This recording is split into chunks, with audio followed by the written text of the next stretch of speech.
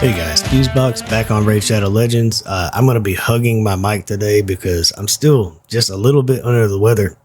Hard to project my voice, but bear with me. We're going to have fun. This is literally educational for beginner players, maybe interesting for people who have kind of beaten most of the content and want something to do or play around with if you're like me. But we're going to talk about SHIELDGAURD. I really actually want to thank Vlad because he's always in Discord kind of cheering people on and talking about what he's accomplishing as he goes through the game.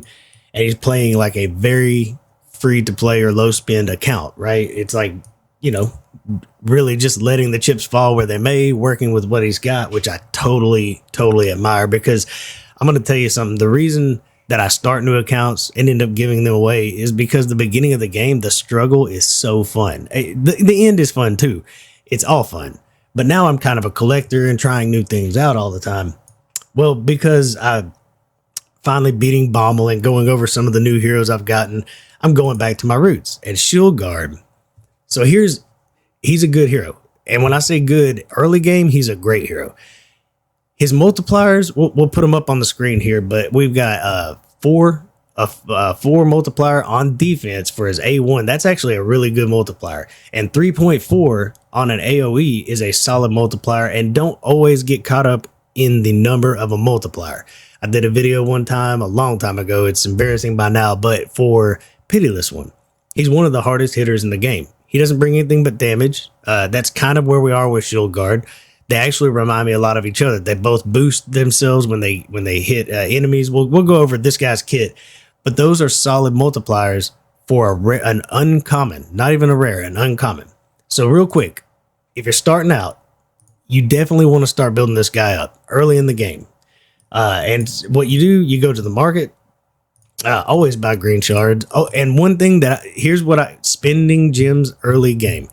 Open up your market, because every one of these is worth getting. And if you see a SHIELDGAURD or an Armiger, and pretty soon we're going to talk about Commander, another uncommon that's absolutely amazing, buy him up every time. And then when you pull green shards, he'll pop up more often than you think, so you can book him out quickly, free as can be.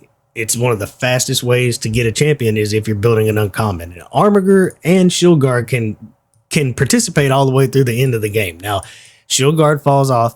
To be honest, he will fall off over time as you get new heroes. But we're going to talk about, you can still use him, I promise. He does hit hard enough. And the best thing is he's based on defense. There's not a lot of early champions you can get that do a lot of damage with defense-based skills so that they're actually protected again. They can take a hit a lot better than those squishy, like your starter champions, Kale.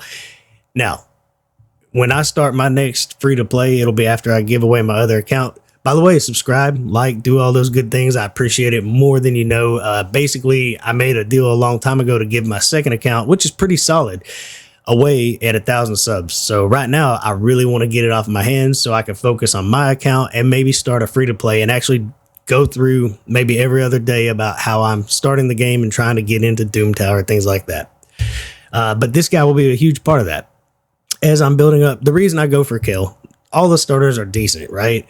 But Kale brings poisons as well as the ability to nuke down waves, things like that. So you have somebody to help beat the dragon. You have somebody to get you started on clan boss. He's not in-game. Kale's not in-game. But I will be building up SHIELDGAURD right alongside him as soon as I start collecting copies. So what does he do? All right, his A1, again, has that decent multiplier, four multiplier on an A1 based on defense. He does have a chance, 50% chance is actually not bad, of putting the small version of decreased speed up. Early on, if you can get some, that might be useful on certain bosses. I kind of ignore it. I'm taking him in for his survivability and damage. This is his A2, and then we're pretty much done with his kit, except for one amazing thing he does on a passive. He attacks all enemies with a really solid hit. Then it fills his turn meter 20% for each critical hit. So you want him critting and you want him doing damage. We're going to want 100% crit to guarantee that when you go up against a team of 5 in waves, dungeons, he is going to get 100% turn meter. That means other than the people already in line, he will fill his turn meter up and instantly get another move. It's on a 2-turn cooldown. Once you get copies of him to fill him up, That means he is going to be coming back to this after an A1 every single time. If he really had the gear and put him in reflex gear, he could almost nonstop use this. You can put him in relentless gear and get the same effect. Extra AoEs that refill his turn meter constantly with extra turns is kind of ridiculous. But for early game, I'm going to say I suggest putting him in defensive gear that is lifesteal, because that's where he can just about solo a lot of early content. Like, honestly, now I don't have him in lifesteal. I had him at 550. Thank you, Vlad, for talking me into building him up. And this was the gear he had on. Now I rolled it up. It was not all rolled up, but it's a very good example of a good build for early game. So I'm not going to change him up. We're not at like 250 crit damage, and we're not pushing 4,000 defense, but because he is an uncommon, the only downside to uncommons is they have lower base stats. So it is hard to stack a bunch of defense. So this is a good build, but something that early game could obtain after running a few dungeons. So 3,200 defense for damage and protection, and we've got 200% crit rate. Of course, you do want him critting because that's what his kit actually works on. So 100% crit rate. I'm not pushing accuracy. That single target speed is just not what I'm using him for. And we will see what he can do here. Masteries. Now, there are actually a couple ways I'd suggest going with him. If you're going for accuracy, you could actually go over here, add some accuracy, get your cycle of magic, and try to get back to that A2 even more often, which is a great idea. And if you are building accuracy, you can go with a Master Hexer, maybe Sniper, and get a really good chance of landing decreased speed. It's the smaller version, but that is a handy tool to have in your kit. But it's kind of a nuke build. What's important here, if we have like a Bellower or somebody in a stun set, we'll get more damage with Opportunist. If you have somebody freezing people, you'll get more damage. Most everybody got Ninja, so there's a good pair right there. Whirlwind of Death, speed him up. He's going to get some kills. I actually like Blood Shield. When he gets a kill, he gets a shield. Makes him even harder to kill because this guy's a good farmer. Now, here's the thing. Helm Smasher, best for waves. But if you're using him, if you're earlier game, War Master is going to make a lot more sense because he's probably going to make a lot of your dungeon teams. So think that through, the way that you want to use him. Over here, extra defense means extra protection, extra damage. So I do like all this, especially going up against bosses, and a chance to get an A1 as a counterattack, especially if you build accuracy into him. You might not go for all-out damage, but definitely get him critting. And since he has to crit, you might as well go for some crit damage, like on your necklace. That's how I did him. But this is not like a solo build. It looks like I did at some point have him in lifesteal gear. There is an event going on, and as far as silver, I just am going to have to save it back up for the next artifact enhancement. We might throw some gear on the end to really see what he can do, though. But let's start with why you want to build him up.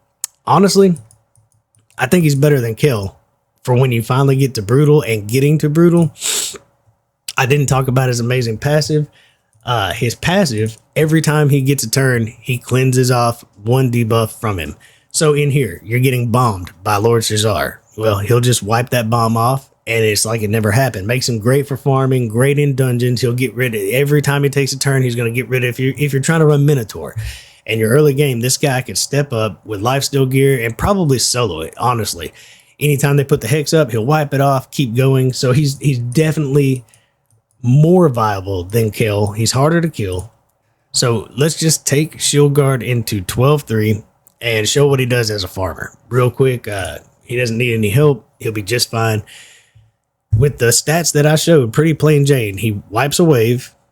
If anything were to happen, that now he used his A1, so he's back to his AoE. You see that shield set, that shield mastery I have on him? That's protecting him. If a bomb hits him, he'll wipe it off himself. There's a bomb. Now watch what he does. Takes it off from his passive, takes his hit. Now, real quick, just to show what the difference in speed can make on this guy, we're going to run it again. And I swapped some gear out. Pretty similar stats, but I got him at 190 speed, right? He does have a low base speed, 89. But if you can get that around 190, maybe even a little bit lower, watch the difference that makes with pretty much the same gear on. I just put faster boots on him and I put some glyphs on him, basically. So now he comes in, wipes the first wave. He takes his A1 and gets his second turn, wiping the second wave, and does the same thing on the third wave, making it about a 9-second run. absolutely a brilliant farmer. If you can just get that speed on him, even with, you could probably go a little bit less on crit damage or defense and still get the same results. He hits hard enough to do that. Now, everything else you see in this video will have been done in the original gear, and then maybe we'll play around later.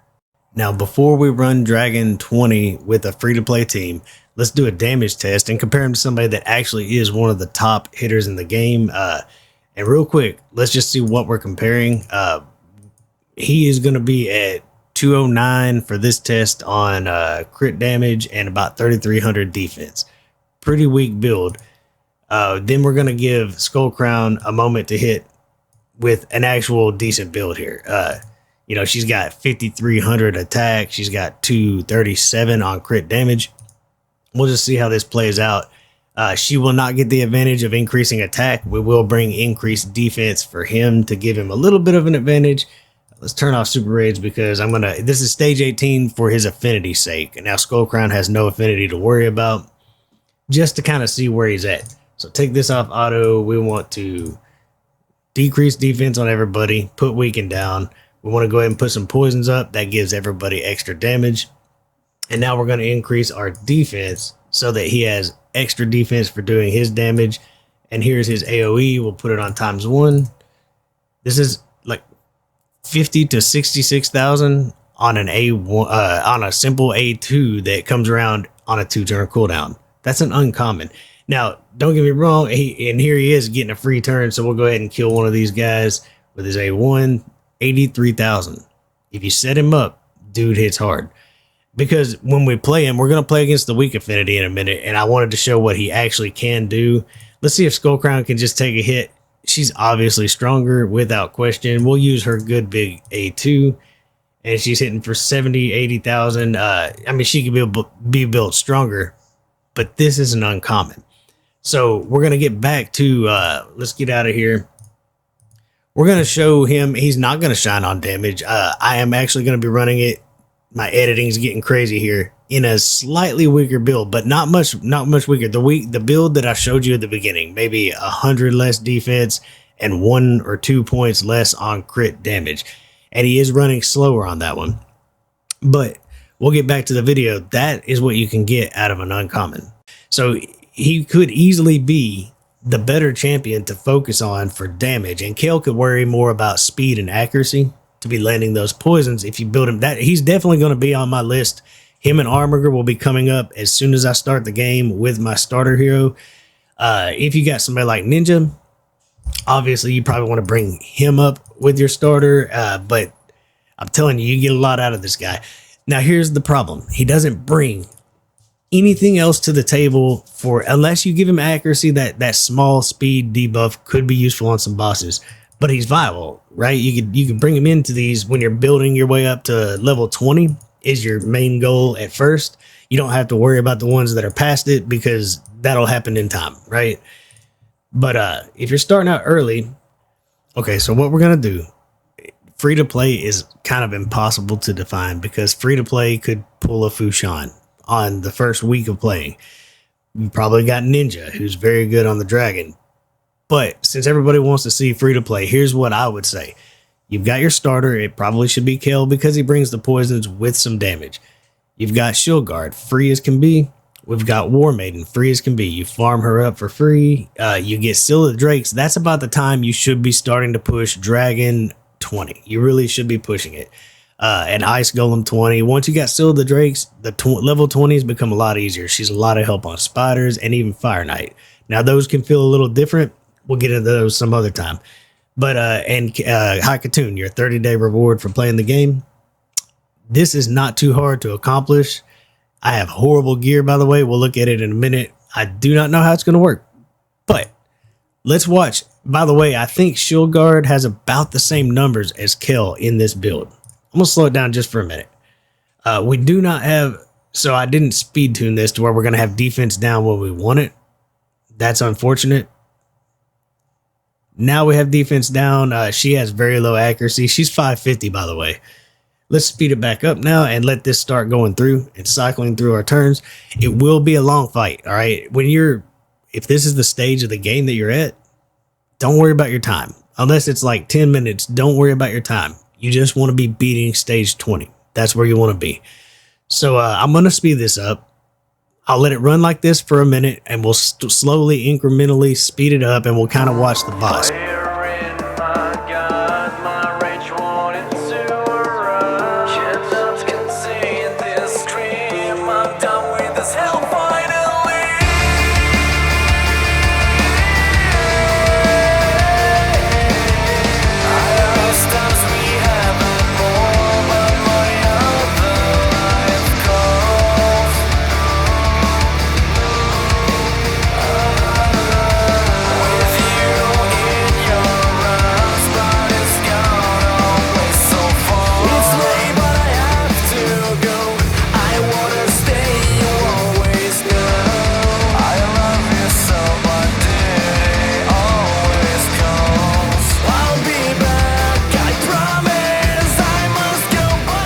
As we get on this boss, we'll just watch how it works out with SHIELDGAURD. Remember, he's the weak affinity here.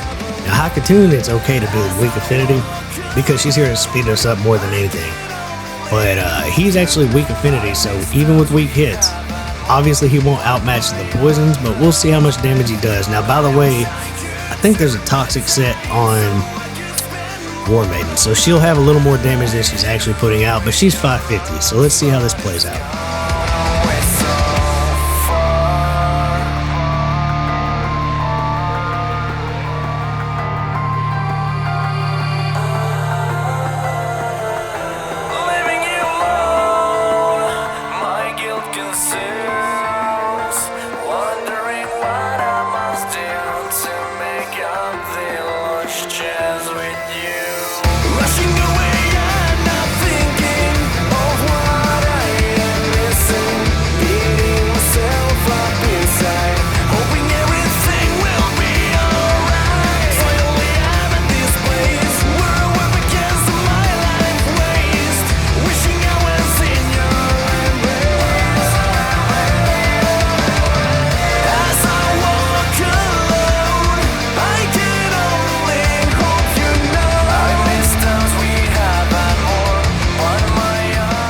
Okay, weak affinity, he still did good damage. And now if he was in, real quick, I'll show you the gear on these people because I just want you to know that you can beat Dragon 20. I see people prioritizing what I consider a little bit wrong sometimes. Beating it is your priority. A consistent beating it. Now, Seal of the Drakes is clearly a huge hero here. You saw people dying. You'll see why they're dying. Almost nobody on this team is rolled all the way up. We got Kale on our team. He's not rolled up on anything. He needs more crit damage, but interestingly enough, he's about where we are with SHIELDGAURD right now. He'll be a lot stronger when I roll him up, and he isn't a stun set. I didn't see it proccing too often, but Seal of the Drakes is bringing stuns as well. There she is. Nothing even close to rolled up here. There's crit damage we're missing, crit damage or rate here. That's a HP gloves. Look at this. But she isn't a toxic set, so she brought more. At level 550, I got just enough accuracy, a little bit under, but close to 200. And she still did her job in really bad gear, right? And she brought some extra poisons. We had Hakatoon. Now, my Hakatoon is probably pretty quick. No, she's not. No, she's not. So she's fairly quick. She's a part of my Scarab Boss team, so she's in a shield set. That does help. You could put a shield set on her too. But there's nothing fancy going on. She has plenty of accuracy to do her job with depleting turn meter and landing that slow, which is actually better than your SHIELDGAURD. So since she has a better version of slow and you will get her at 30 days, that's one of the reasons you might not want to put accuracy on SHIELDGAURD, just use him for damage. But anyways, nothing too impressive on her either, which actually is surprising. She's not rolled up all the way either. I get heroes where I need them, and then I move on. That's what I do. I get them right where I need them to do their jobs. She's on my final Scarab Boss team and gets her job done. Now, here's what's going to surprise you. A lot of people think that a good build, which I used to have a good Relentless set on my Seal of the Drakes, and because that seems overpowered, now I do have her with decent speed and HP for big heals. But other than that, she's not in any kind of useful set. She just has speed and accuracy going on so I can use her. And that's it. that's it. She's not doing damage for me. She's not a damage build. I don't have an extra stun set for extra chances to stun. I don't have Relentless set on her. She's just a solid build with accuracy and speed and HP. And so I didn't want you to think that I have some overpowered, because I have had in the past, I've showed her soloing stuff with her Relentless gear on. And so, yeah, you can definitely build that team. It might be worth building him. He's free to build. I mean, you do have to go through the trouble of 6-starring him. So if you've already played a lot of the game, it's hard to invest those 5-star chickens you built up into him, because you might already have people like Tyrell, people that you're more interested in building. I would suggest, if you can do it, putting him in lifesteal, especially early on, because the rapid AoE hit with crits and big damage heals him up really quickly. And definitely consider War Master over Helm Smasher. It's just right now, I'm obviously at a place where he's there for waves, but he would have made that dragon fight a lot quicker and got a lot more damage if he was practicing War Master, so consider that. Thanks for sitting through it. Think about SHIELDGAURD if you're starting this game out, or you're still early on and don't have Seal the Drakes yet, or you just gotten her and you're struggling. Other than that, until next time, enjoy the grind.